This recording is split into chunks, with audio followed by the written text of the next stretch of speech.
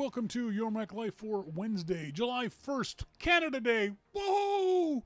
My country's 153 years old today. This is show number 1260, joined as always by Melissa. Hello. How are you? Good, thank you. We have some awful news to start the show off with. Sorry to say this, folks, but it turns out Melissa is getting all her hair cut off. It's so sad. She posted on Facebook she's cutting off those beautiful red locks. Why? Why? You have an issue with your hair that I, and certainly many other men have, and a lot of women, have never experienced. I never thought about hair this way. Melissa has beautiful red hair, but it's very, very thick. And I didn't realize hair has weight. Yes, it's very heavy. I didn't and explain. Tell people about that, about your issues with the weight of your hair and pulling up and pins and that kind of stuff. Well, because it's heavy and it gives you a headache after a while if you want to wear it up and it bothers you. And, you know, I do my yoga practice and I've got to move it out of the way to do my headstands and my head hurts. And then I try putting pins in it, which work for a while. Anyway, just girl problems. Well, it's not good. It's people, and guys with long hair have the same issue. But it's something I'd never considered my entire life, that hair has weight. Because it was only Did your afro not have weight? My afro had movement. My hair has movement. Like when I turned my head, I could feel the afro, moving against it, but it didn't have the weight that you're talking about. I never, because I love Melissa's long hair, but the other thing I didn't realize is that the weight of your hair pulls it down, and therefore it's not as curly. Yeah, no, I want to get it cut so I have my curls back. So when she gets it cut and the weight's lifted, your hair will spring back into curls. And just feel lighter, yes. Especially with summer coming up, hopefully if it gets hotter. If we here, ever have summer it's an here. issue. But it's funny, something I'd never given a thought to was the fact that my your friend hair has Tracy, weight. she writes on Instagram, why? And she's the one that a few years ago now, she said, Melissa, I can't stand it. And she walked behind me and she chopped my hair off. And Ben, her son, was very upset with her. But she said, you and this long hair hippie look, it's just not for you. So she cut my hair off. So I can't wait. Yes. Yeah, I guess I never thought of hair as being. And there's a lot of hair on the floor at the hairdressers. Yeah. I wish I could donate it or something, It's just something I never thought of, that hair has that physical characteristic of weight. Yeah, and that's right. For wigs, for chemo, I wish I could. Yeah. Anyways. Secondly, it is Canada Day, as we mentioned off the top. Sorry, by the way, we're going to talk to our good friend Jim Dalrymple of The Loop at loopinsight.com. We're going to wrap up WWDC, a very successful WWDC for Apple. Congratulations to everyone involved. Also, the Microsoft Store is closing. All the Microsoft stores across America are shutting down. Good, bad, or indifferent. We'll talk to Jim about that. And talk to him about Canada Day. In our starting point photography segment, we're going to do photography terms explained. I'm going to explain some photography terms that might be confusing to you. So all that and much more coming up. So as I said, today is Canada Day, July 1st, what's left? Monty, the Microsoft stores were still open? They usually are very empty, aren't they? They are very, very empty. Today is Canada's 153rd birthday. The country was incorporated in 1867. But it didn't get control of its own constitution until, I think, 1985. This is a little weird fact about Canada that most of our American friends don't know. Your head of state is the same as your head of government. The president, POTUS, President of the United States, is head of at least one branch of the government, but also head of state. In Canada, who's the head of state, Melissa? It would be the Governor General. I don't know. The Queen. The Governor General represents her overseas. In British Commonwealth countries, Canada, Australia, other places like that, the Queen of England is actually the head of our state. The head of Canada is not the Prime Minister. The Prime Minister is the Queen's government representative in Canada, which is really weird. And the Governor General is her representative as head of state. That's right, exactly. Yeah, so do you have a Governor General? You must have. We do. Yeah. So when Trump comes to Canada, he's not coming to Canada. When Obama came to Canada, he wasn't met at the airport by the Prime Minister because the Prime Minister is What are you doing? Sorry, we have a really stinky dog. He's just foul. So when when a head of state arrives in Canada, when they first touch down, the prime minister doesn't greet him because they're not technically at a legal in the same legal diplomatic standing. So the governor general goes and meets the president of the United States. They get in the car, they drive to wherever, and then the governor general introduces the prime minister to the president. It's kind of an odd little quirk of British parliamentary countries. And so we, Melissa and I, and everyone in Canada, are subjects of the Queen of England, which again is a weird concept for Americans to get their heads around. And up until 1985, the Queen had to approve all Canadian laws. Mm-hmm. You have your president who signs bills into law. In Canada, up until that time, the Queen did that. Well, I think a lot of the political bantering and back and forth and figuring out is all done and then presented to the Queen as if to say, this is a good idea. And she'll go, ew. And, she might have a little question. But I doubt whether she would block things that were... She never ever would. She would never do that. She She's would just, that's her role and that's what she does. It's a ceremonial thing. In theory, if the Prime Minister of Canada sent a bill to the Queen that was just egregious, in theory, she could say, I'm not signing this. She could, yes. But it's never she happened. has never done that, So it's an interesting difference in the Canadian and American system. The other thing is that when you Americans have your elections at set times, every 4 years, I think it's the first Tuesday in November, Americans have a presidential election. In Canada, it's a floating time frame, but it's got to be done within 5 years. And when it happens, the Prime Minister goes to the Queen or her representative and says, Your Majesty, Mr. Governor General, I'm going to dissolve Parliament and have elections. And then whoever wins, the Governor General invites him to run the country. So again, in theory, if some a-hole won Canadian elections, went to the Governor General and said, can I run the country? In theory, the Governor General would go, nah, you're not good enough. You're an idiot or whatever. They would never do that because it would start a constitutional crisis.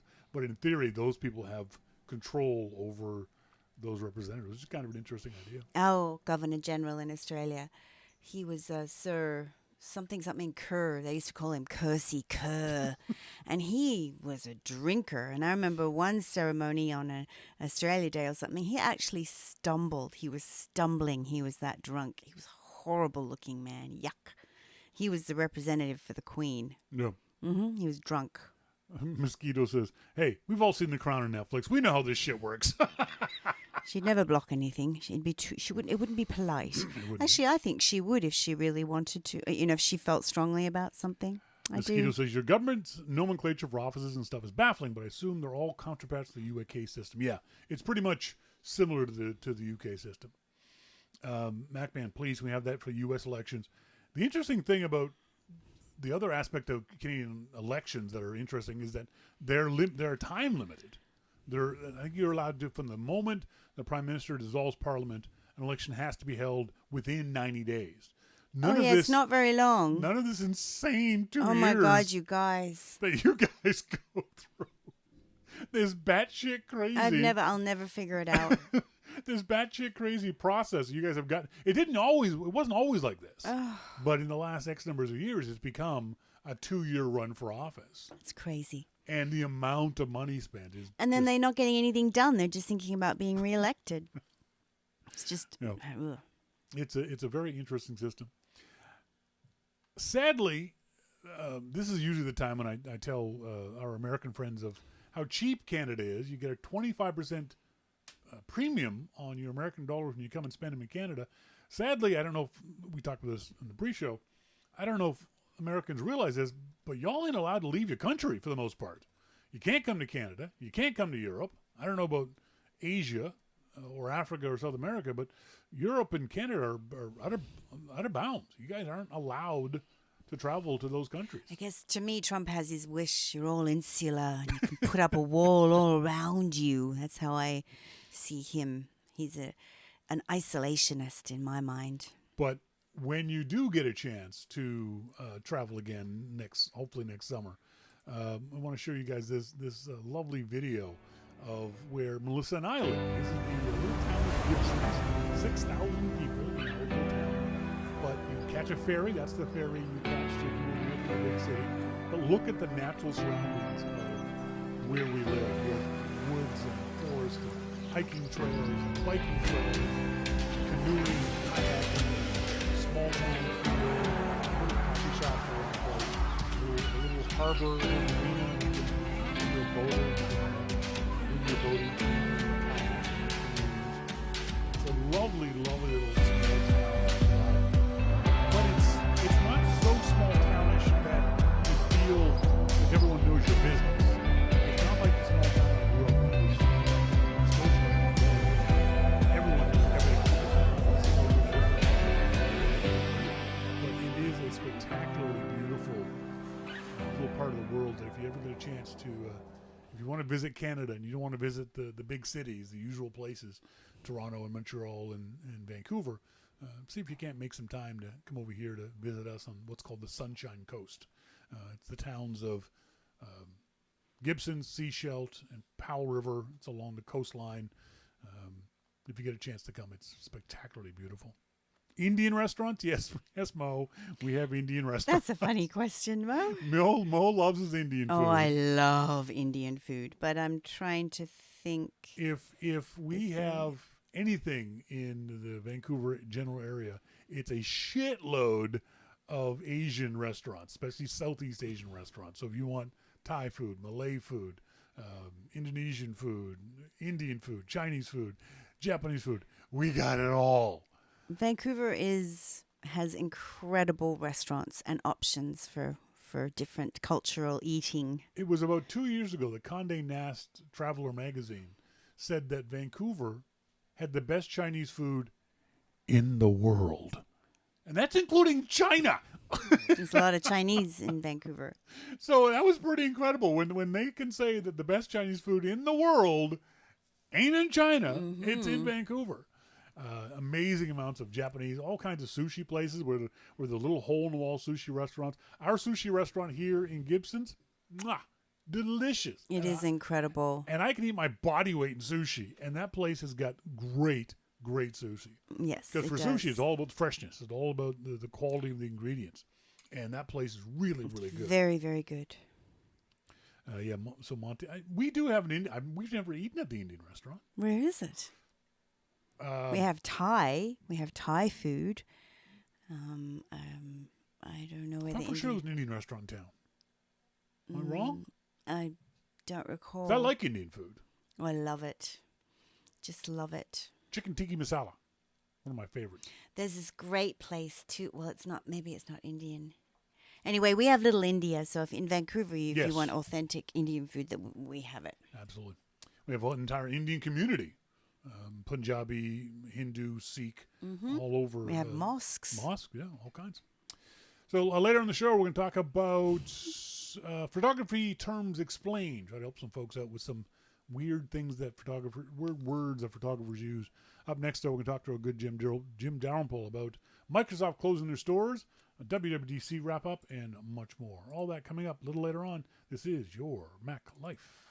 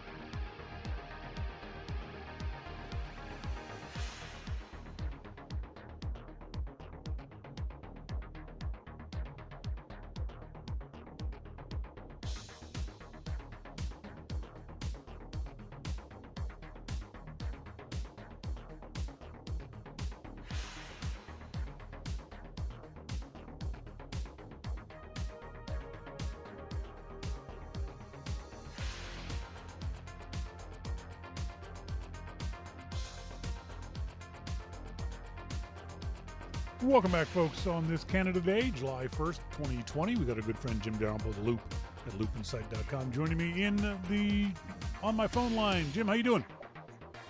I'm doing good. Happy Canada Day. Happy Canada Day to you, my friend. You say hi to your folks, your parents back home in Nova Scotia? I did? What are they doing for Canada Day? Pretty much nothing, right? There's nothing to do. Well, there's nothing to do. Hmm. So, I mean, what do you do? That's right. All right, fine. Moving on. You just text people and say Happy Canada Day. Day. I can't imagine there's anywhere in Canada because, Canadians actually wear masks and do social distancing. I can't imagine that there's a lot that... They've re-shut down the bars in California. You must be devastated. No, I haven't been out a lot, I'll tell you. I thought you said your local dive bar was opening up and you're looking forward to going back. Yeah, well, I did walk in and wasn't there for very long, to be honest. That's too bad. Sorry to hear that. But yeah. you got beer at home, so I have a lot of it at home too. from being honest, yeah. That's no, I've been very good during this whole process. Yeah, I think it's our nature as Canadians, isn't it? I mean, we're naturally cautious people to begin with. So when someone says there's a deadly disease out there, we're like, yeah, we're not going out there then. Well, we're not going to tempt fate and go wandering around. And if somebody says, "Hey, wear a mask," we're not going to argue with you. Exactly. We'll say, "Okay." That's right. If you wear a mask, you could save your life. Okay. Yeah. I'm an expert. I'm a doctor. I'm an epidemiologist. Okay. You know what? You don't even need to tell me that That's twice. Right. I'm gonna go ahead and put this mask on, and I'll wear it.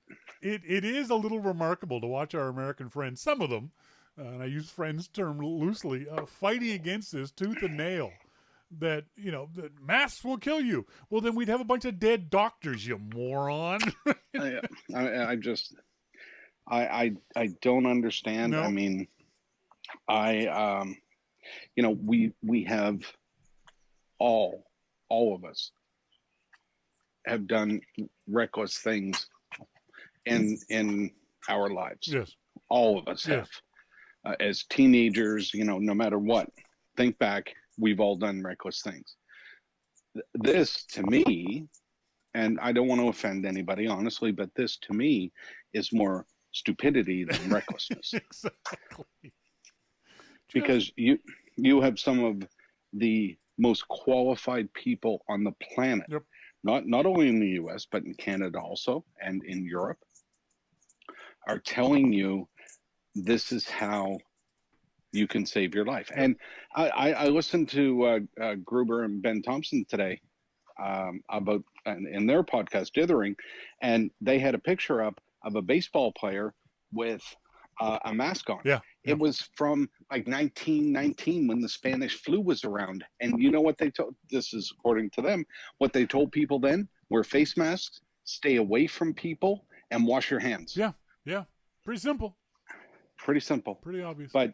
But yet, people in Florida seem to know better. They do that.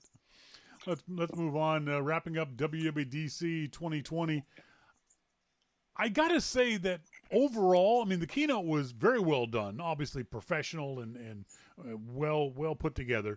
But the rest of WWDC seemed to go just as well, didn't it? I don't think I heard much complaints from anybody about bandwidth issues or not being able to get a hold of people or all those things that I'm sure a lot of developers were worried about when they first started talking about it. Did you hear any issues, or did you hear it go swimmingly as I did?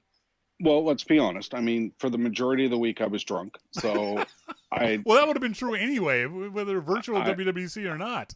I'm not really sure what happened last week. But I don't know what happened the week before that either. Yeah, to be fair. That's right. It was really, really good. Yeah. It was really good. They did a remarkable job of pulling together content for developers around the world that allowed them to learn about the new technologies, the new OSs, and build the apps that we as consumers expect them to build. Yeah. I mean, this stuff doesn't happen in a vacuum. Yeah. You know, developers need guidance from Apple about where the OS is going, where the APIs are going, what they're going to be able to build. So Apple provides them with this, and then the developers will go ahead and start making the apps that we love. You know, all of these popular apps out there were not made because you know, the developer came up with this great idea. Yeah. No, Apple gave them the APIs, and yeah, the developers then took that and said, hey, let's make this thing called TikTok or whatever the hell that thing is. Yeah. I don't know I don't even know what that thing is. All I know is when I see the promoted ads on Twitter, it bugs the shit out of me. Yeah, no kidding. I want them to go away. Well, I would actually pay TikTok not to show me those stupid things. Well, here's an idea.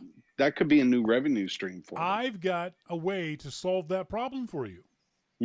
Don't use Twitter's app or Twitter's web page.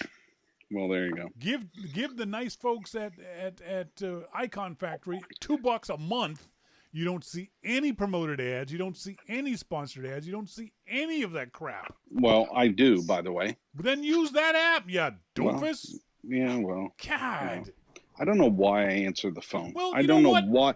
Every when Wednesday, I answer the goddamn phone, and I never know why I do. When you It's talk like- stupid, you're going to get called on it on this podcast. No one else does it. I noticed no one else does it. No one else has the balls. Talk stupid.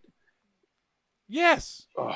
You're talking stupid. You've got an app that will block the ads, and yet you still use the Twitter app to see the ads, and then you complain about the ads. That's stupid. Well, I think that part of it is because I just like to punish myself. You know, I'm like those Illuminati people who whip themselves in the back. The or flagellants. whatever. Yeah, it's called flagellation. Yes, that's right. Yeah. No, that's farting. Mosquitoes. Mosquitoes is I fucking love hearing these family squabbles. That's why we do it, Mo. That's why we do it. Yeah, There this was is a it. interesting article in the Wall Street Journal saying Apple's virtual event gives hope for online-only conferences in COVID-19 era. Do you think it gives false hope, though? In the sense that those companies, there's not a company out there that I could possibly imagine who could pull off something like that in its entirety. It's a week-long event, not just the keynote, but the whole conference for a week. I don't think any other company can do it. No. I don't think there's any chance. You know, we talked about this a little bit last week about setting the bar, and Apple has set that bar. Yep. But I don't think anybody else would put as much into it as what Apple did. Yep. And you know, to have fun with a keynote is one thing. To put the production value that they did for everything across the board, that's something totally different. I mean, developers are getting the information that they need, yes, and consumers during the keynote and analysts and journalists got everything that they needed from the keynote. But this is high-end stuff. Yeah. You know, this isn't. I can't imagine Salesforce or Google or Facebook doing the quality presentations that were done with this. Yeah. So the other thing is too, none of those companies have products that people are as interested in as Apple does across the board.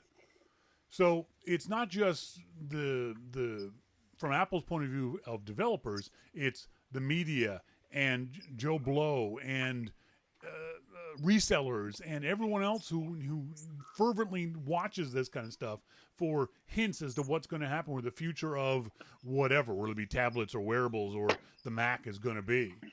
All that stuff combined is why I think that it's false hope for other companies to think, oh yeah, we'll just do it just like Apple. We'll just pre-record everything. You're going to see companies do that, and they're still going to screw it up. They're still going to have disasters because they don't have the whole ecosystem that Apple does, the team that Apple does, putting these things together, whether it's the keynote or whether it's the conferences with developers. You know what? I think it's even simpler than that, because all of those companies have the money to hire those teams. I don't think that they have the will to be able to make a keynote like Apple does, Yeah. or those videos like Apple does. Apple wants perfection in everything that they do. Their product, their videos, their website, everything has to be perfection. Yeah. Where I think a lot of these companies will just say, "Yeah, that's good enough." That's just not who Apple is. Yeah. Good enough is generally never going to be just good enough for Apple. Never. One of the things I love about the days after the keynote is watching developers discover all these little APIs and little new features that didn't have time to be mentioned in the keynote or weren't important enough to be mentioned in the keynote. Was there anything that you saw that made you go, "Oh, that's really cool," that didn't get a lot of play? Oh my God. I mean, when you look at everything that was released, and now all of these videos and things are coming out with, all the features of iOS or watchOS, or, I was really hyped about the sleep function. Yeah, you And it was a big deal for you. yeah, and well, it was kind of a letdown, but Yeah. I understand that when Apple starts something new like this, they start off slow, Yeah. and they, I realize that they do this with everything. So I'm hoping for much better sleep stuff in the next couple of years. Yeah. But um, there's so many things in there. What stood out to you? For me, that thing that stood out, I always look for this stuff, is as you said, Apple starts off slow. But not only does Apple start off slow, they start off with building blocks, and they build on top of things. And for me, everyone looked at the CarPlay idea where you'll be able to use your iPhone to unlock your car. Cool. I like it. It's only on a single BMW right now. No word on whether it'll ever be in cars that I can afford like Yugos. But that's well and good, but I don't think that's the market for that. Apple just opened up the market for keys for everything, for your home, for your office. This could be your new security to get into your office building, into your bank's safety deposit box. Oh, I don't know what the hell those things are because I ain't got nothing.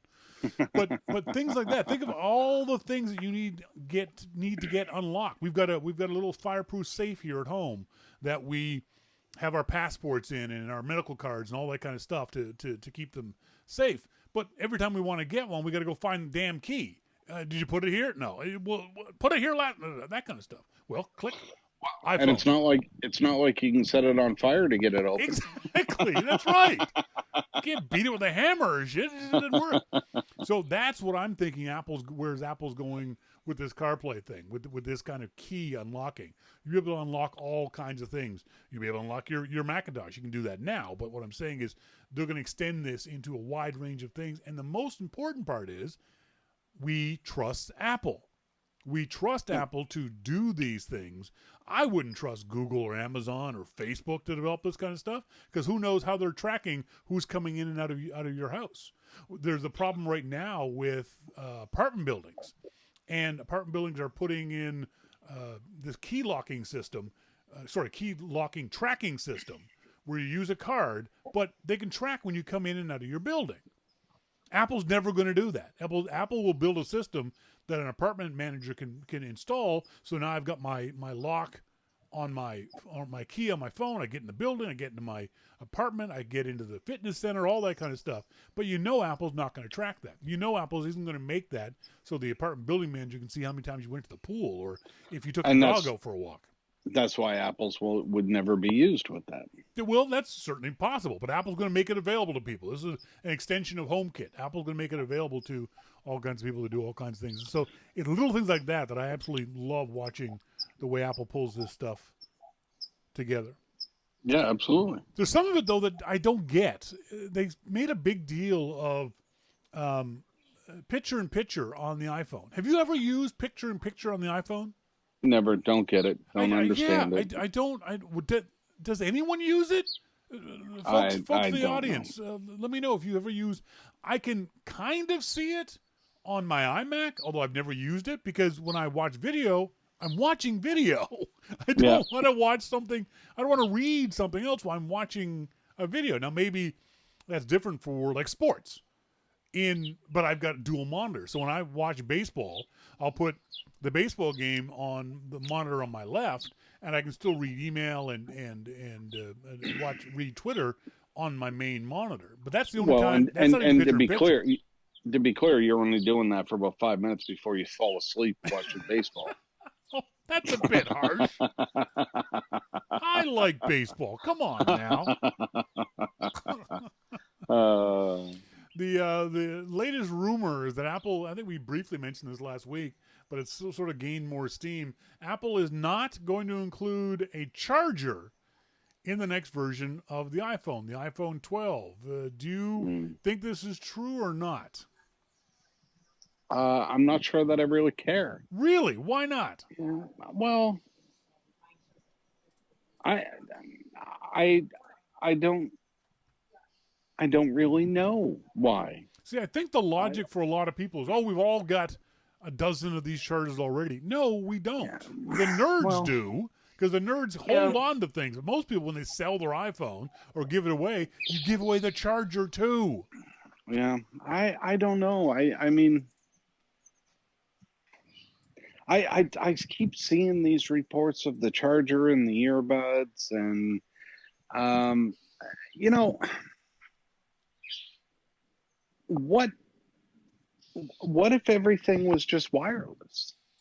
Wireless cannot charge your iPhone nearly fast enough. You can get a full charge you can get a fast charge using Apple's 18-watt charger to 80% inside half an hour. You cannot do that wirelessly. Well, you cannot get that much power wirelessly. Okay. I'll give you that. But what if everything is going wireless? What if you need AirPods and a wireless charger? Going wireless is different from is wireless. Yes, I agree. We are going to have at least more wireless opportunity. I mean, come on. When Apple released the first iMac, everything had a floppy disk except the iMac. Yep. Apple was the one that pioneered that whole thing. Like, screw this, get rid of this. Yep. What if they're going to do that again? I don't know, but what if they're going to do that again and say, you know what, we're not going to give you plugged in AirPod or earbuds because there is no port. The difference is your iMac still work with that floppy drive. Your iPhone won't work without a power charger of some sort. Well, go buy one. That's the problem. Well, if you got enough money for an iPhone, you got enough money for a wireless charger. People use that all the time. That's a line that comes up all the time. You know, Apple's not going to include it. If you want it, you cheap bastard. You already spent $1,000 on a phone, but spend another $18 on a charger. Yeah, I get that to a certain degree, but I think it would be a mistake for Apple to not include the charger in the next version of the iPhone.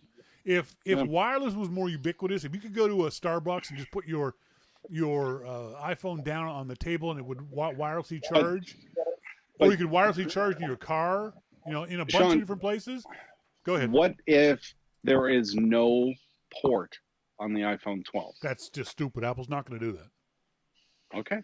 Do you think Apple's going to actually have a portless iPhone 12?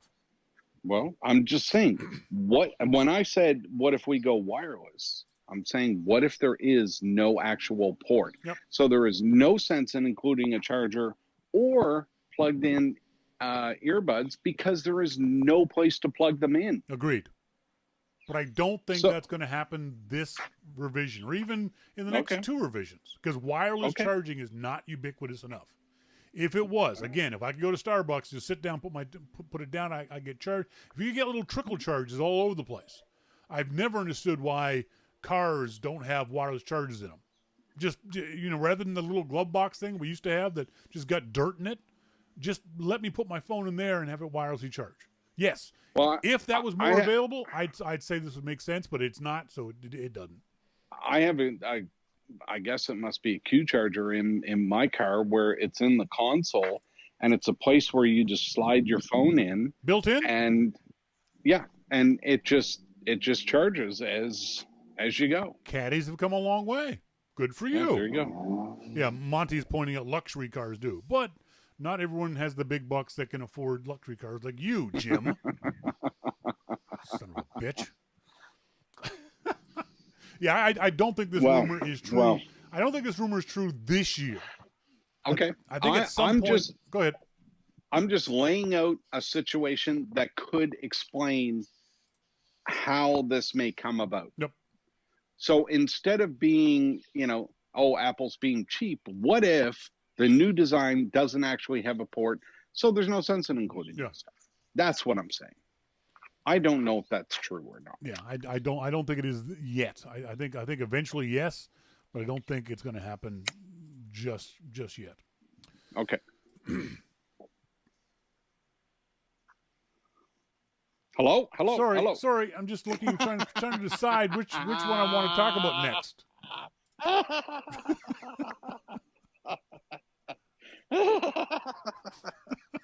Oh my God. Oh God. Every time I can give you shit, I just like to do it. Even an uncomfortable pause on the show, I love to give you shit. Gruber posted a poll on Twitter poll about Apple News usage. Do you use Apple News for free? Do you pay for Apple News plus subscription, or don't use Apple News? What percentage do you think of people said that they pay for Apple News? Very low. Give me a number. 5. 7.3. Now this is Gruber's audience, so this is interesting. That don't use Apple News, not Apple News Plus, but Apple News. Don't use it? Yep. 60. 66%. So you were awfully damn close. Are you surprised by those numbers? No. No, you can't be surprised by those numbers. No, because I said them. So exactly. I was pretty damn close. I'm impressed. You should be. You're a smart man. So I do use Apple News, the free thing, and I really like Apple News. I really do. And so in iOS 14, I set up a smart stack, and the first thing that it comes up with first thing in the morning is read Apple News, because that's what I do. Yeah. Apple News Plus, no. That's just not going to work. No. So, but Apple News, I think it's great to get a curated list of news. Do I read every story? No, I scroll through, and there's a lot of different topics that I read in Apple News, and I find it great. Now, to be clear, the other part of my smart stack, it says read Google News. And I do that too, because Google News gives me more local news. So those are the two things that come up first thing in the morning. Do you use RSS readers? I do. I use Reader. Yeah, Reader. Okay. I use Feedly. And Reader and Feedbin. Okay, yeah. Because I think RSS is the most efficient way of doing all this. Of course. At least the way I've got it set up. I don't get any graphics. I just get text. I just get the headline and maybe a couple lines below. I can get through literally several thousand news items a day, which I couldn't do with Apple News. I can't customize it enough for me to make Apple News useful, and Apple News Plus was just utterly useless. But to me, those are different things. Yes, they are. Yeah. So Apple News to me, when I get up first thing in the morning, I want to find out what happened overnight, because I'm old and I could doze off at any time. That's right. So while I'm dozing off, shit could happen. I mean, people could decide not to wear face masks, and I shouldn't go shopping today. But no, first thing in the morning, I get up, I look at Apple News just to catch up on the world news, basically. What's going on everywhere. But my reader my RSS reader is very specific to topics that I enjoy, that I like to to do for work. And so that's a different thing to me. I don't have world news in Reader. That's a functional thing for me. So yeah, I use both, but I use them for different reasons. Yeah, I don't think. Do you think this New York Times pulling out of Apple News, not out of Apple News Plus? The New York Times was never in the Apple News Plus section. The New York Times pulling out of Apple News is a big deal, or expected, or a sign of things to come? You know, let's not. Okay, so we can criticize Apple News Plus all we want, and we do a lot. But let's not pretend that this is an easy problem to solve, and Apple is just not solving that problem. Yes, agreed. It is not an easy problem to solve. Although parts of it are easy. I will disagree with you on that. Let's forget about the interface and the search and all of that. I'm talking the journalism section of it. Okay. That is a very difficult problem to solve. Now, the New York Times wants access to its customers. I get that. Everybody does, but Apple won't give that information out. So the New York Times leave. Now, to be honest, the New York Times gave Apple, 2 or 3 articles a day for free that they could use in there if you were an Apple News subscriber. Well, I subscribe to the New York Times and the Wall Street Journal separately. Yeah. So I get all of their articles anyway.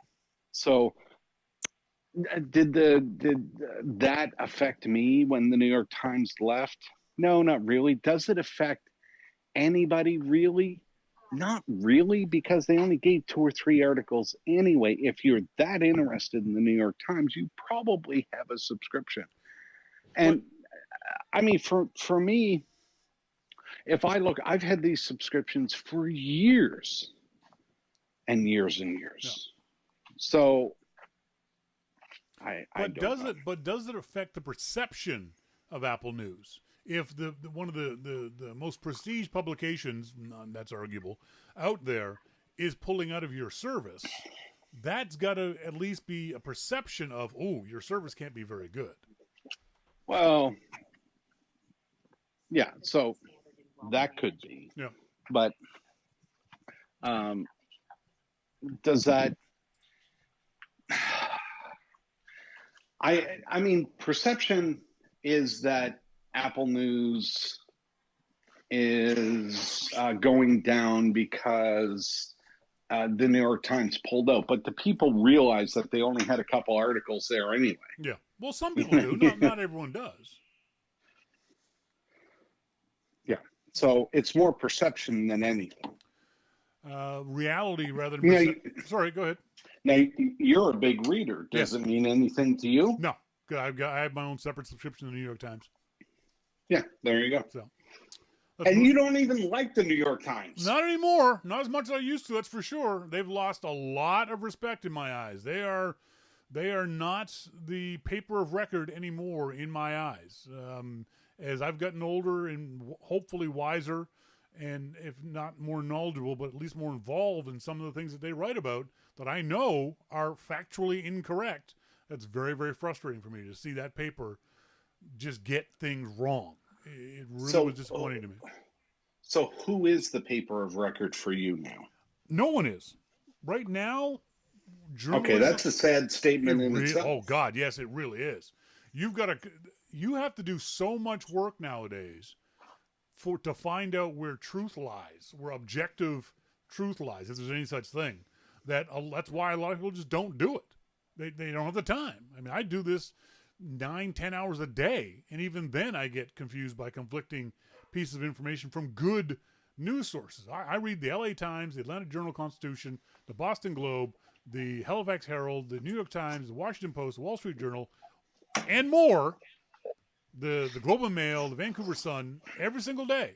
And I see factually different information on the same story in every single one of those publications. And it's terrifying. Yeah, it is. And you know what? Everybody should be terrified by that. That's absolutely true. I mean, here's a perfect example. This leads us into a perfect example. The fact that Variety reported, and this is the Variety headline. I want you to give me your opinion on... You okay, Jim? Yeah, I'm okay. Why? Did you fall? No. It sounds like you're getting up. No. I didn't fall. Okay, all right, just checking. Fuck you. So for see, that's Jim. I check on his health, and he tells me, "Fuck you." And, are you okay? Fuck you. See, this is the kind of guy I got to deal with. This is the attitude I got to deal with. So, Variety Magazine. This is the Variety Magazine headline: Netflix hires Bozoma St. John as chief marketing officer. Every word in that headline is a fact. We can both agree on that, correct? Yeah. There's nothing wrong with that headline. Apple Insider, Culture Mac and Apple Insider, by the way. Former Apple Music marketing boss Bozoma St. John joins Netflix. What's the problem with the Culture Mac headline? She was Apple Music marketing person 4 jobs ago. What part of that headline actually matters? What part of the story has anything to do with Apple in the headline? She was an Apple employee 4 jobs ago. Yep. They could have said former Uber executive. Former what? Endeavor. Former PepsiCo marketing person. Any one of the previously 4 frickin' jobs she had before Apple. All Culture Mac and Apple Insider is doing is search engine optimization, SEO, their headlines. And it's a sleazy thing to do. So does it say anything to anybody but me that she's had this many jobs in such a short time? That was be my next point. I don't know if it was of any real value, but you got to be skeptical of someone who takes on some of these jobs. You should have stayed away from the marketing job at Uber like it was radioactive, okay? No, I do not think. I mean, with her in that job at Netflix, I worry about Netflix. Monty says she left Apple to go where? And apparently she's either a lousy employee or she just gets bored. No, I don't think that she's qualified. Yeah, that's my overall opinion. Now the danger here, we got to be clear. This is neither Jim nor me being in any way, shape, or form racist. She is a black woman, yes, but that's not why we're saying she's unqualified. I don't care. I don't care about that. Exactly. I don't care about that. And if you think that that's what I'm saying, then fuck you. Yeah. But I do not. And to be clear, when she was with Apple, she had one appearance on stage that she did this whole, like retro rap thing. Yep. And she rode that, and good for her. Yep. And Apple allowed her to do it. But then I don't think, let's say I base this on her performance since then. None of these executives in marketing, or any other executive for that matter, changes companies like you change underwear because you're so good. No, because if you're that good, they're going to keep you. Yeah, the companies want to keep you, exactly. Yeah, and I just don't think that she's that. I mean, what have we seen that she has done? Yep. Because that, I mean, if she's that good, she's going to call it out on her own. Yeah. Because that's the type of person she is. I worry for now. I'm wondering whether I should cancel my Netflix account. Well, that's not going to happen. Stop it. I mean, no, I don't think that she's qualified for the positions that she's had, and that has nothing to do with race. It has to do with her history, and I mean, she's worked for some big companies. Yep. Well, let's be clear. I mean, those are some big companies, and what does she have to offer Netflix that Netflix hasn't already done? Maybe we'll see great things. And if that's the case, I will eat my words. Yep, me too. I will, but I just do not think that somebody that bounces around that much, and in Silicon Valley, um, and you know this too because you talk to a lot of people down here in Silicon Valley. You see somebody that's bouncing around, you start to hear Yeah. things like, oh yeah, yeah, this happened, Yeah. or I mean, you start to hear things, and I wouldn't be surprised. Yep. I agree. Let's So, move. Speaking of hearing things and was surprised, the Apple is the target of an EU antitrust investigation in Brussels. And Reuters had this story with the headline, Apple not dominant in any market. Plenty of rivals, senior execs say. I read that and went, whoa, wait. Well, it turns out what's his job title? Daniel Matre, head of Apple's App Store and Apple Media Services, says Apple, in fact, does not have a dominant position in any market, and we face strong competition in every category, in tablets, wearables, desktops, notebooks, maps, music, payments, messaging, and more. He's either lying or stupid. well, I mean, okay, but let's look at this, and you bring up a valid point when you're looking at this, but let's look at music. If you judge by Spotify's subscriber base, Yes. what Spotify reports in order to get all of its money, they have a lot more than Apple. They do. So Apple isn't dominant. I mean, Spotify's dominant if anybody is, but yet Spotify's coming off like, oh, the poor cousin. And well, no, you can't say that you are doubling what Apple has and then come off poor too. You can't do both. But what he's saying is that Apple is not dominant in any market, trying to get the heat off of Apple with regards to antitrust regulations in the EU. Okay, so let's talk about messaging. What about let's talk about the things where Apple actually is dominant. Wearables. Okay, what watches. about WhatsApp? What about WhatsApp? That's a message Apple has nowhere near that. Not even close. We're not talking about that. We're talking about where Apple is dominant, indisputably dominant in watches, earpods, tablets. That you didn't say that. You said. I'm saying it now. They own those three markets, so he can't say Apple's not dominant in any market. What I'm saying is he's being disingenuous at the wrong time. This is not a WWDC marketing thing. You can stand up and say, "Oh, we're fighting for every customer." Da, da, da. They own watches. They are bigger than the entire mechanical watch industry now. They have destroyed everybody. There's no tablets for sale. There's just iPads and second place 1% stuff. So him saying that we're not dominant to the EU, to the antitrust people, that could bite him in the ass big time. Well, I think unless he went rogue, in which case if he did, he's already under the guillotine in the center of Apple Park. That he was given very specific information to be able to do this. Yes, he absolutely was. So, and the fact that he's saying this to the EU means that he was. Yes, absolutely. So, the lawyers would have vetted what he said to the EU. Oh my God.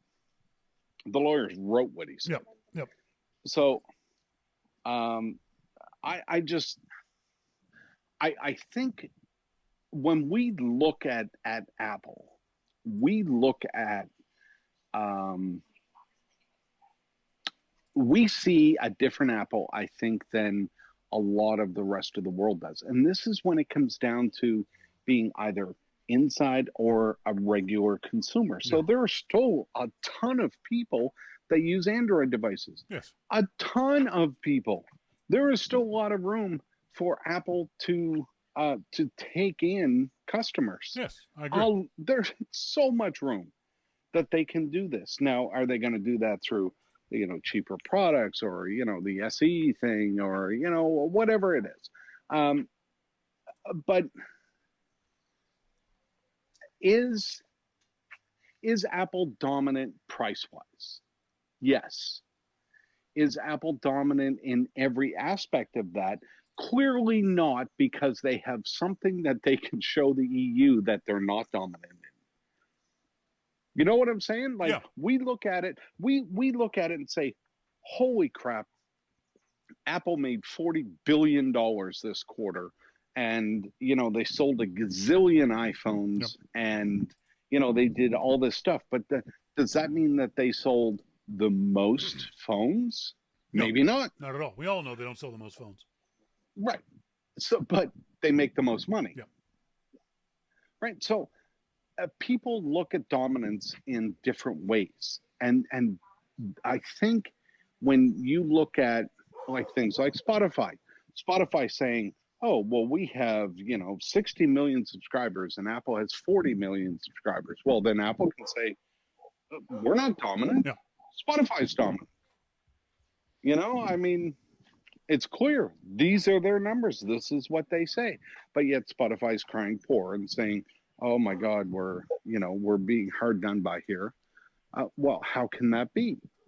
It's certainly an interesting tack that they're taking on this, and I don't know if it's the right one. It doesn't feel like it's the right one, saying, "Oh, we don't have any dominance anywhere," when they do. When they should just admit that yes, we are dominant in those areas that the EU isn't going to care about. Well, I think if you look at, maybe it depends on how you're grouping things. Are you grouping watches by just the Apple Watch against what? Against mechanical watches, Fitbits, everything else combined, and they can say, well, look, we're not dominant.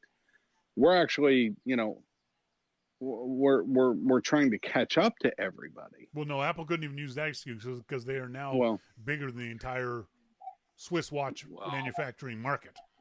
Well, the Swiss watch, but don't forget you have Casio and Texas Instruments, and But Apple wouldn't make that argument because that argument makes no sense. It's a silly argument because Apple isn't competing directly with those manufacturers. They're competing with smart. That's not true. That is absolutely not true. They're competing in the digital watch market. That's what the EU is. No. That's what the EU is going to say. The EU is going to say it's the digital watch market that we're talking about. But the EU doesn't care. You can't do that. The EU doesn't care about any of this stuff. It's about the iTunes store and the App Store. So he should be focused on that and not saying we're not dominant anywhere, because that's an obvious disingenuous statement that could get him in trouble with the EU. That's what I'm saying. Apple has to stand up and admit that they do have dominance in certain areas and put that aside. But what areas? Watches, tablets, earbuds. No, stop. You just asked the question. I answered it. We were just at watches, and you got off of that when I started to be right. You started to move off. I mean, this is typical of why I don't answer the goddamn phone, because you know that I'm right. So let's look at this from Apple's. Okay. So you're trying to figure out why this guy said what he said. What if Apple's view of this, right or wrong, what if Apple's view of this is that every watch sold in the world compared to Apple Watch? Well, we are nowhere near dominant because Apple Watch competes with everything. Every watch and every tracker, Fitbit, etc., sold. So we are not dominant in that market. We are actually way down in the scope of things because the rest of the stuff that's sold outsells us in an incredible amount. The EU says, well, we're talking only digital. Well, can you really do that? Can you really narrow it down? Because the EU makes the rules, dude. Apple can't go into the EU and say, hey, you have to play by our rules. No, the EU is saying to Apple, you're going to play by ours. But I think Apple can go into the EU and say, your rules are unfair how you're judging us. And I think, now we agreed a little while ago that if this guy said this, then the lawyers have already gone through it, then they have something up their sleeve. And all I'm suggesting is maybe it's something like that they have up their sleeve where, hey, I mean, in tablets, are they including etch a sketches? I know, seriously. I mean, are they including every kind of tablet that is sold? And the iPad is now, a lower sale. If this was vetted as well as what we think it was vetted, or the guy is in a guillotine in Apple Park, one of the two is true, Yeah, that's right? Let, So let's move on. Our friend Uncle Walt Mossberg posted on Twitter. That was a interesting tweet, and that's what we want to talk about it. He says the end of the Microsoft Store is a loss for all who like tech. Microsoft is closing down all of their retail stores in America. They don't have any anywhere else but America. Do you really think that Uncle Walt is right, that it's a loss for all who like tech? yeah, absolutely. Really? I really do, because you could go in and see how shitty tech is in a Microsoft store. And because Microsoft put all of its stores next to Apple stores, you could go into an Apple store and say, yeah, this is what I was looking for. Yeah. That's exactly it. No, of course not. I mean, we knew from the time that Microsoft started opening its stores and strategically placing them as close to Apple stores as they possibly could. And they were empty. They were empty. And I know this even from living in Silicon Valley. I would go to the Stanford Shopping Center. There's a Microsoft store. There's an Apple store. Now, Microsoft got as close to them as they could, but they were around the corner. The Microsoft store was empty. Yep. You could barely get in. It was like COVID trying to get into the Apple store. And there was almost a line trying to get in there. It was so busy. And, this is the way it's been forever. This is just the way it's been. Microsoft tried to do it. They could not make it work. Now, would Microsoft, this is the bigger question to me, would Microsoft have closed its stores if it wasn't for COVID? I believe they would have. Yes. Eventually. Oh, absolutely. I believe they would have. This just gave them cover to be able to do it. Right. That's what I think. Microsoft said in a press release, Microsoft today announced a strategic change in retail operations, including closing Microsoft Store physical locations. Was it a mistake to open those stores to begin with, no matter where they were located in the mall? Is this something Microsoft should never have done? Look, I gave Microsoft credit for when they came out with the Surface, for not blindly trying to copy Apple and for trying to do something different. Yeah. I think when Microsoft opened their stores, it was probably strategically a good thing for them to do. But unfortunately, they didn't have the products to compete with Apple. And that's a very difficult thing when you've got the iPhone. And remember, I'm talking back. You've got the iPhone, the iPad, the iPod, the Mac. You've got all of these different things that are going on. That is very hard to compete for a company like Microsoft that is selling third-party products, because that's basically what they were doing. And I just don't think that they had the products to be able to compete with what Apple had. And yes, Apple was running on a high at that point because, the stock was way up, and you had Steve, and then, you had all the stuff going on, and every product they touched was gold. It was a bad time for Microsoft, but strategically, it was probably the right thing to do if they could have come up with some products. Yeah, it's another example of what we talk about, the whole Apple ecosystem. If Apple had opened up Apple stores back in the days of the Performer 6400, they wouldn't have been a success. If Apple opened Absolutely up not. stores in the mid 90s, no chance. They'd be No they'd be chance. where Microsoft is. Apple opened up stores at the right time, and there were a lot of products people were interested in. They had a great presentation. They were original. Well, let's not forget that Apple. Oh, you say the right time. Apple opened up its stores just as Gateway closed down all of its stores, and the analysts were so down on Apple opening up its stores because they said if Gateway can't make it, there is no possible way a company like Apple, who was just barely coming out of the beleaguered stage at that point, can make stores work. Well, they were wrong. No, So I didn't mean just to make that point clear. Yeah, no, I didn't. I meant right for Apple. It was the right decision for Apple, the company. Don't see. This is what you do. You start changing things now that I'm right.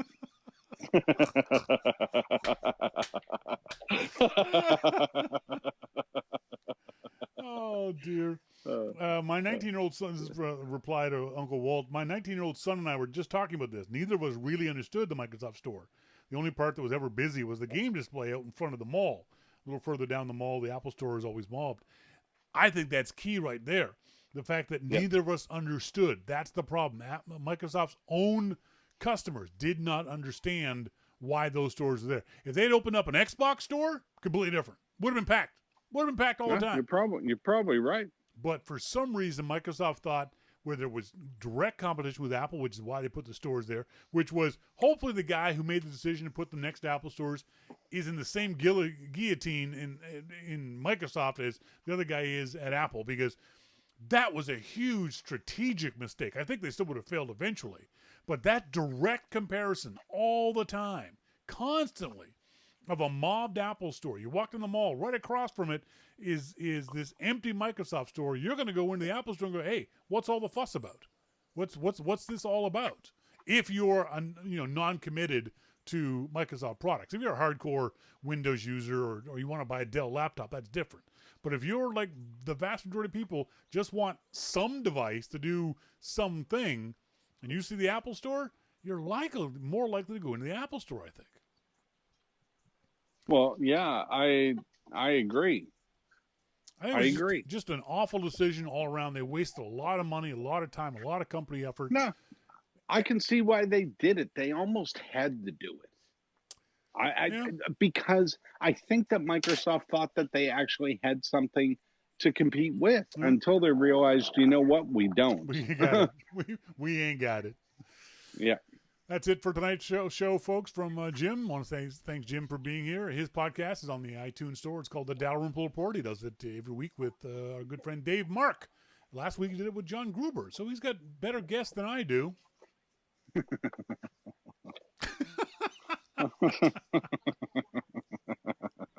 Thanks, oh, Jim. my. Fuck you. Good night, Jim. See you, Shawn. Talk next week. Bye-bye. Bye. I'm pretty clever on my feet, aren't I? I mean, that just came off the top of my head. I was just like, bam, got him. When we come back, we're going to talk about photography terms explained, all that and much more coming up. This is your Mac Life.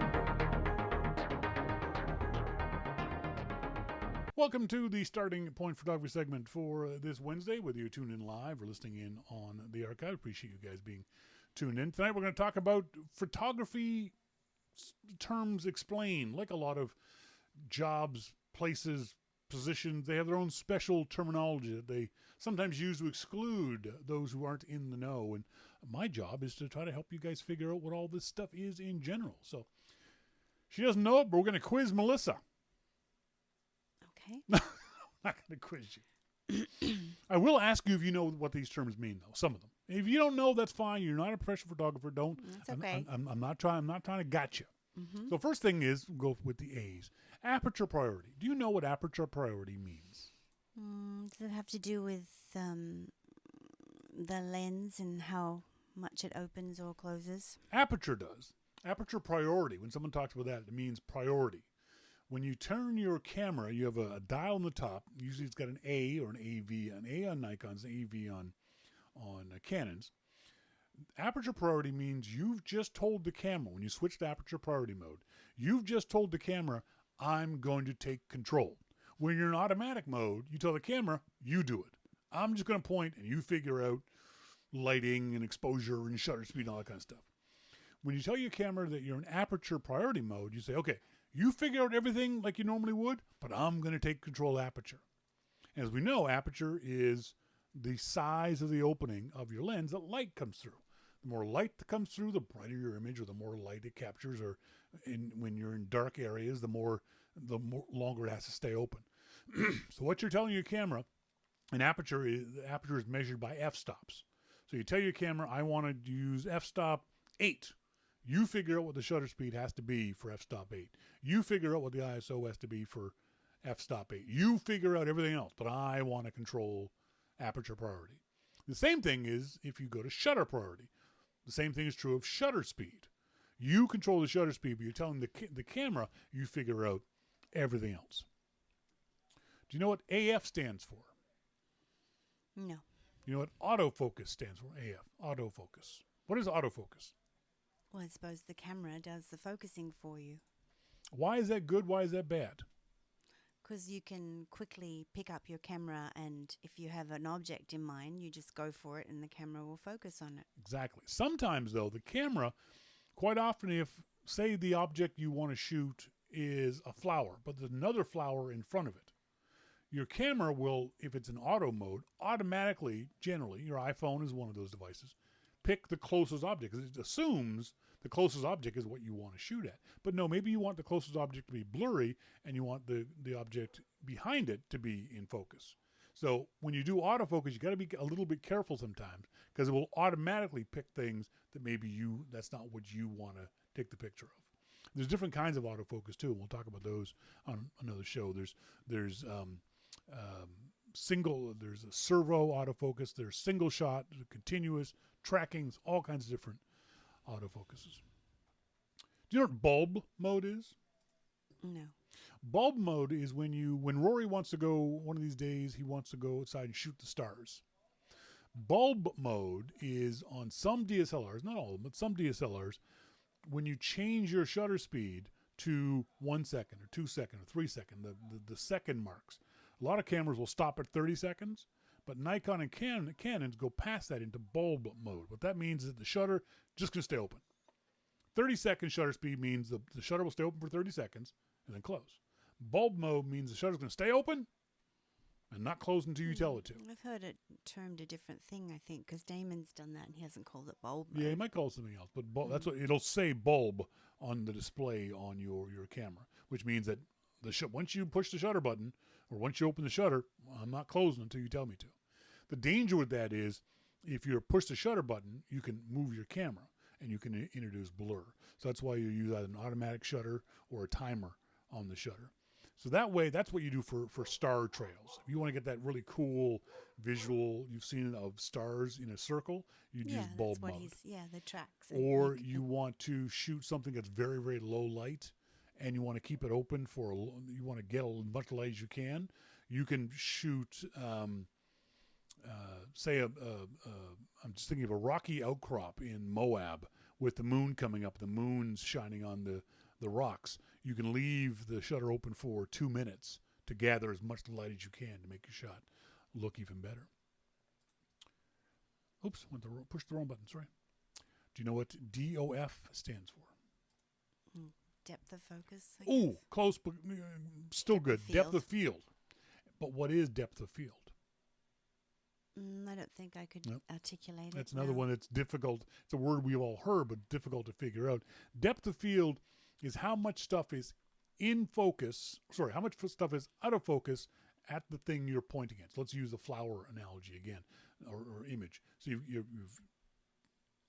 focused on the flower, and you've got another flower in front. Depth of field is how much stuff is in focus in front of that back flower and how much stuff is in focus behind that back flower. So you can have it so just the petal of that flower is in focus. Everything else behind it, everything else in front of it is blurry. That's called a shallow depth of field. Or you can have it so that even the front flower is in focus and the background is also in focus. That's called a wide depth of field.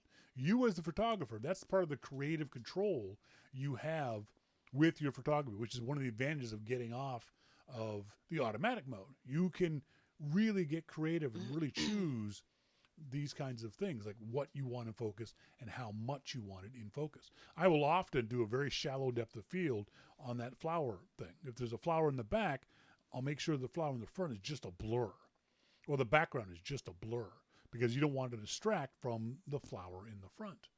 Or say you've got two people standing. You're doing a wedding photographer, a wedding shot, and the bride is standing in front of the groom. If you had a shallow depth of field, a very narrow depth of field, you could make it so the bride's in focus and the groom's completely out of focus. Well, that's not what you want. You want them both in focus, even though they're standing apart from each other. So you'd use a wider depth of field. So keep that in mind when you're thinking about using aperture priority and those kinds of things. ISO.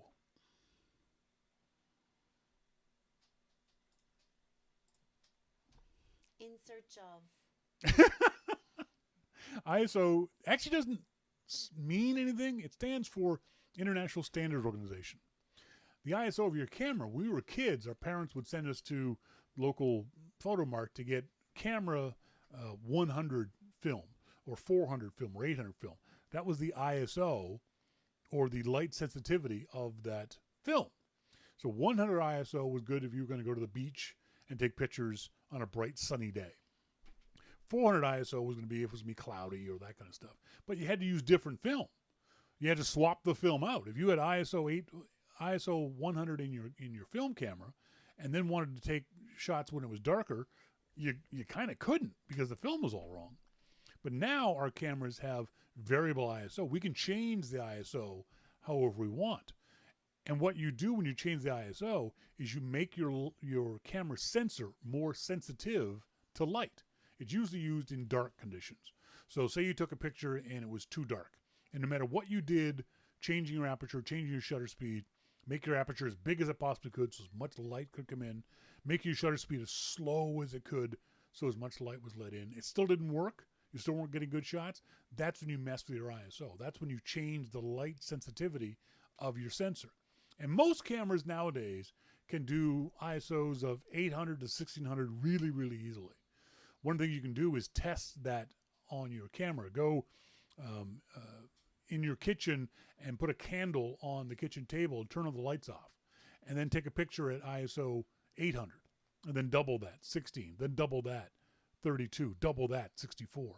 And see how those images come out. I guarantee as you get higher ISO, you'll get more of the image, but you'll also get a lot of grain or a lot of noise in your camera, in your image. So you want to find out what the maximum usable ISO is of your camera. You know what JPEG is? I think it's how you can make your photograph be stored and taking up less room or something. Exactly. That's exactly what it is. JPEGs are compressed images. They're squashed sometimes as much as 90% from the original. JPEG was developed in the early internet when we were all on dial-up and we wanted to send images, but they had to be as small as possible because we were all paying for our bandwidth and we wanted things to happen fast. So the JPEG compression algorithm was developed. It squashed photos. You could take a 10 megabyte photo and make it 90K. The problem with JPEG is when you take that 10 megabyte photo and squish it at 90K, you've thrown away 9 million and something worth of data. You're throwing away data, and that data can never come back. So once you save a photo as a JPEG, it kind of has to stay as a JPEG. You can't edit it very well. It's harder to print depending on the size of it.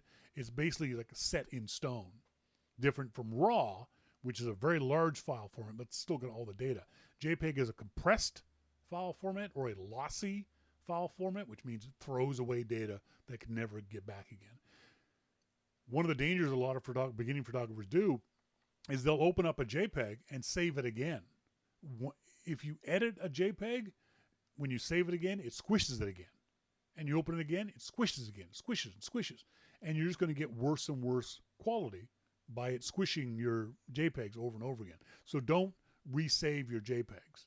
Don't open them up and edit them and save them multiple times. Make all your edits on your original file and then save it once to a JPEG. Now, a lot of cameras will shoot in JPEG. They don't actually shoot in JPEG. All cameras shoot in RAW. And then they convert it to a JPEG file that puts it on your camera card that allows you to quickly put it on your computer or quickly email it to a friend or put it on Facebook. But those files are difficult to edit because so much data has been thrown away. So keep that in mind if you're shooting in JPEG. You know what WB stands for? No. White balance. You know what white balance is? Not really, no, I guess. I don't know if it's to do with the histogram. We should have more white people than black. No, I'm kidding. That's not right.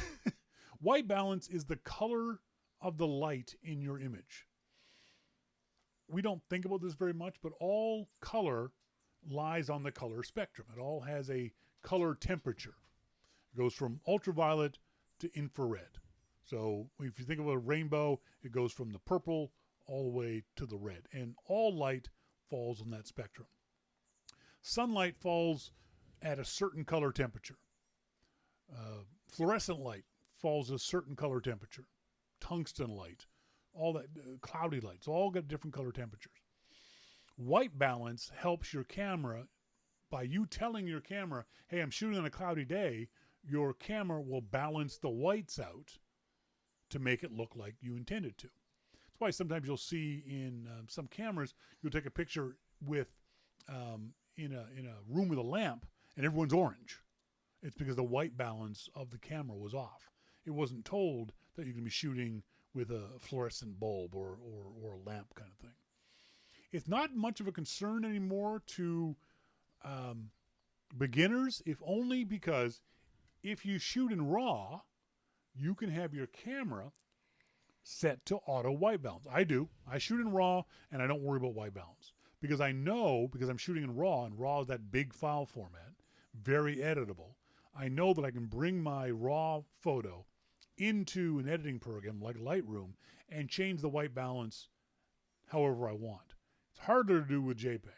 So if you shoot a JPEG in auto white balance and your camera gets it wrong and everyone's orange, it's really hard to fix that.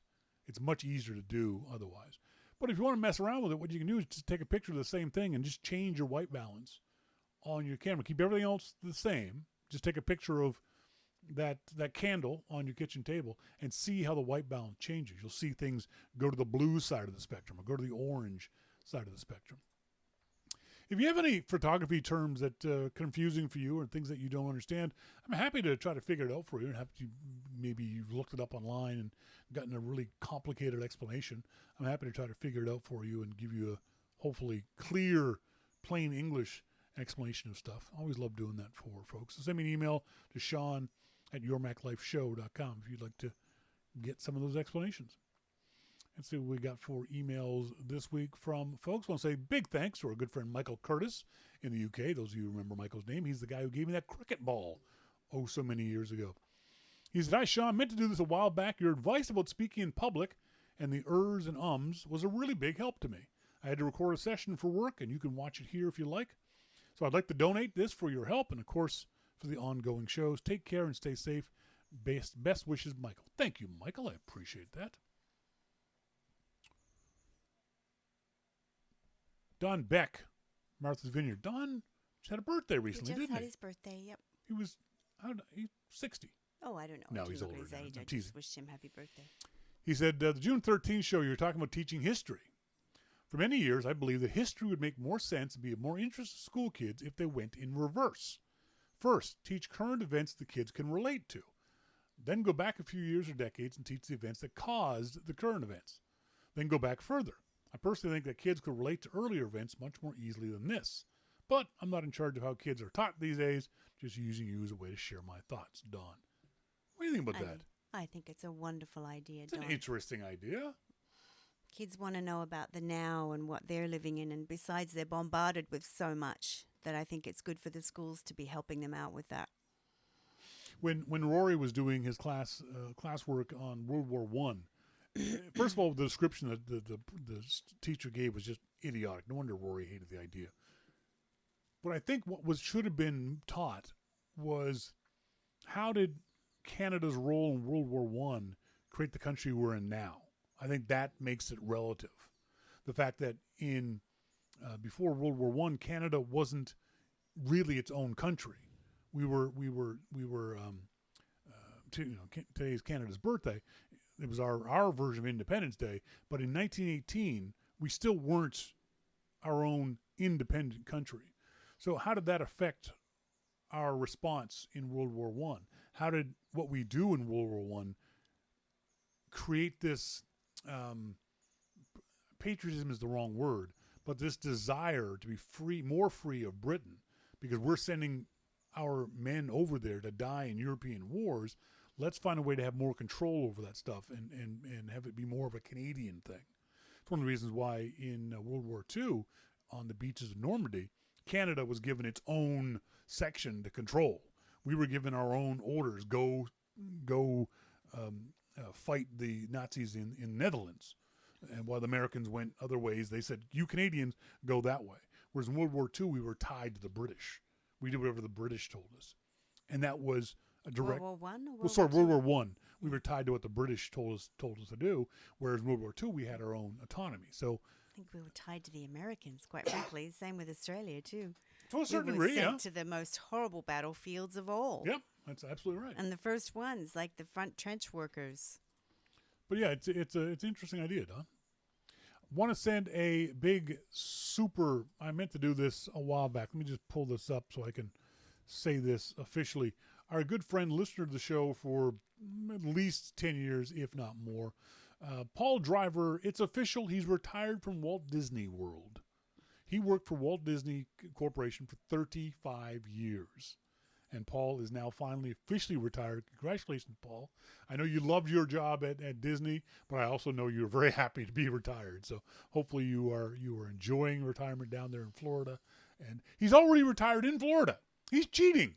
Most people have to retire and then go to Florida. He retired and stayed in Florida. I wonder if he'll retire and move to New York. Just do the opposite thing. But yeah, congratulations, Paul. Sounds like a good idea to me. That's right. Especially nowadays. Not a bad idea. Folks, that's it for tonight's show. I want to say thanks, as always, to our good friend Jim Dalrymple of The Loop at loopinsight.com for coming on and abusing me on a regular basis. I want to say thanks to you guys for being tuned in. And as always, thanks to my lovely wife, Melissa, for being here. Thanks, Melissa. Bye, all. That's it for tonight's show. As always, I've been Shawn King. I'm Melissa King. And you listen to Your Mac Life. See ya. Bye. You got to say it twice, don't you? Mm-hmm.